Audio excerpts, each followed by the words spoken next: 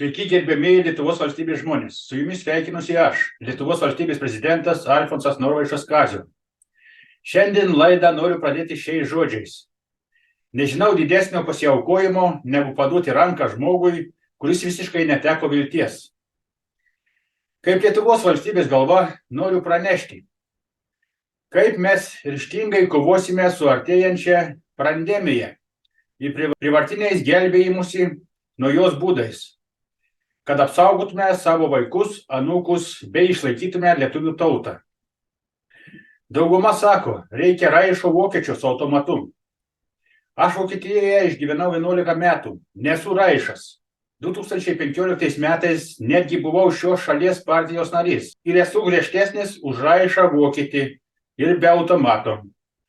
Todėl noriu padėkoti supratingiems žmonėms, kurie dalinasi mano įrašais, tiems, kurie pagaliau pabudo ir supranta esamą situaciją. Taip ir toliau, šaunuoliai, mes visi jėga. Taip pat labai dėkoju visiems už palaikymą. Žinoma, buvo ir keletas nepatenkintų, bet toks didelis palaikymas atsveria visus nepatenkintus parsidavėlių paistalus. Tie, kurie komentaruose rašo, kad aš esu nepilno proto, noriu jūs nuvilti. Todėl, jei esate parsidavęs, turite galimybę sušvelninti savo bausmę, nes mes esame paskelbę amnestiją ir ji galioja iki tol, kol pranešime, kad šis procesas stabdomas. Kaip sakoma, bilietų skaičius ribotas, tad siūlau nepramiegoti. Taip pat buvo komentaras, kad suims mane ir viskas baigsis. Tad noriu dar sykį pabrėžti, jei mane ir suims, tai bus tik laikinai. Tačiau mūsų Lietuvos valstybės reikalai nesustos. Visi mūsų patvirtinti veiksmai galios, o už manęs išlaisvinimą, nesvarbu kokiais veiksmais, bus sumokėtas 1 milijonas eurų plus išlaidos. Visą tai apmokės Lietuvos valstybė, nes aš tokių pinigų neturiu. Taigi, prie reikalo. Komentaruose žmonės rašo, kad aš tik kalbu ir nieko nedarau. Deja, tai netiesa. Mes jums suteikėme daug galių, kad jūs patys galėtumėte pradėti veikti, nes mes buvome prašę nors keliais eurais prisidėti prie mūsų veiklos, bet jūs sugebate tik kritikuoti. Todėl prašom pradėti veikti, o mūsų komanda suteikia jums visas galias pasireikšti ir parodyti savo gebėjimus. Pradėkime nuo apsaugos darbuotojų. Mes kviečiame visus, kurie jaučia, kad gali paeiti be pagalbos ir turi norą be jų prisidėti prie Lietuvos valstybės tvarkos palaikymo. Kviečiame vyrus ir moteris, vaikinus ir merginas.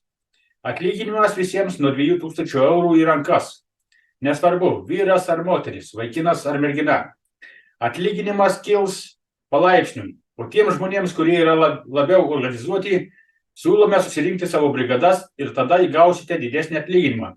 Surinkus savo būrį iš 10 žmonių, jūs gausite 100 eurų daugiau. O jei subursite tokių 10 žmonių, kurie turės po 10 savo žmonių, tada jūs gausite 1000 eurų daugiau. Tai reiškia, kad jūsų alga kiekvieną mėnesį bus ne 2000, o 3000 eurų į rankas. Bet visi turite atsiųsti savo gyvenimo aprašymus, nes mūsų specialistai turi patikrinti, ar visi tinkami. Darbas prasidės, kai surinksime pakankamai žmonių. Tie, kurie turite ginklus, taip pat prašom nurodyti savo gyvenimo aprašymą. Šiai dienai turime jau registruotų apsauginių, bet dar nepakankamai. Todėl prašau visų supratingumo ir laukti darbo pradžios paskelbimo. Darbo vietos yra visos Lietuvos teritorijoje. Todėl supratingi žmonės laukiami iš visų Lietuvos miestų, miestelių, kaimų ir vienkiemių. Žmonės užduoda klausimus, ką reikės saugoti. Noriu atsakyti į šį klausimą taip. Jūsų darbas bus prižiūrėti tvarką visoje Lietuvos valstybės teritorijoje. Todėl gali tekti patruliuoti gatvėse, gali tekti sulaikyti parsidavėlius. Bus ir objektų bei žmonių, kuriuos reikės kurį tai laiką apsaugoti. Tad įsivaizduokite, kad jūs būsite atsakingi už lietuvių tautos ramybę visoje Lietuvoje. Na, manau, dabar galėsite labiau apsispręsti, ar sugebėsite ar ne. Tad laukime jūsų CV elektroniniais paštais, kurie nurodyti svetainėse ir tuo, kurį matote ekrane. Na, o dabar norime paskelbti pagrindinę žinią, kurią žadėjome. Praėjusį trečiadienį paskelbėme asmeninę atsakomybę už kėsinimąsi į žmonių gyvybę, prisidengus išgalvotais teroristų metodais.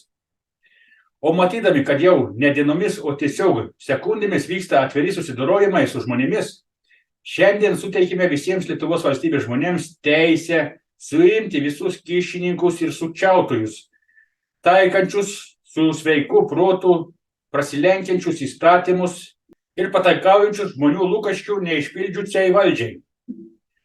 Tam turite teisę, jei tikrai matote, kad kažkoks pareigūnas, teisėjas, meras ar dar kažkokio tai neaiškaus tipo politikas akivaizdžiai daro neteisėtas veiklas.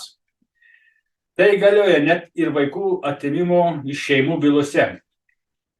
Mes tokiu atveju siūlome susirinkti savo komandas ir pradėti suiminėti visus, kurie neteisėtai bando jūs sunaikinti. Apie suimtus asmenys prašom informuoti mus anoniminiu būdu, kad nekiltų nereikalinga panika. Teisti neleidžiama, į laisvę išleisti taip pat negalite.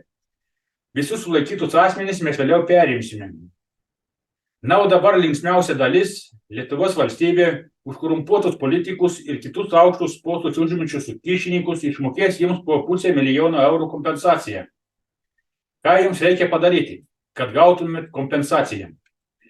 Paprasčiausiai reikia suimti ir laikyti nelaisvėje parsidavėlius, kurie eina prieš Lietuvą ir jos žmonės. Ir kaip jau minėjome anksčiau, kai mes perimsime, sumokėsime kompensaciją. Maitinimui skirsime už dieną 7 eurus, vandens prašom negailėti, o maistas ribotas. Ir plius išmokėsime už kiekvieną sulaikytą asmenį po 500 000 eurų.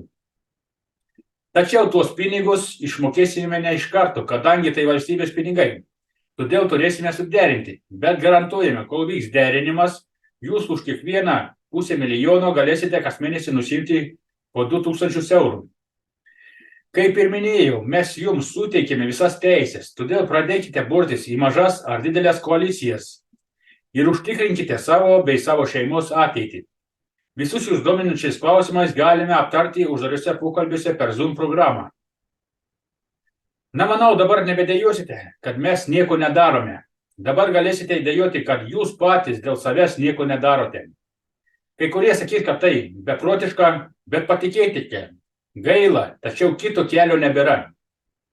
Ir pabaigai, kaip valstybės galva, noriu palinkėti visiems sveikatos, ryžto, stiprybės ir kantrybės. Būtinai pasidalinkite šią žinią su visais, nes jūs nežinote, kaip kitiems gali padėti šis geras pranešimas. Todėl, naudodamasi progą, noriu pakviesti visų tautų žmoniškus žmonės suremti pečius ir atsilaikyti prieš piliečių laisvę, orumą ir savigarbą, gniuždančių neteisėtais įstatymais, prisidengiančių žiaurių institucijų ir godžių valdininkų atakas. Te padeda mums Dievas. Viso gero, iki malonių susitikimų.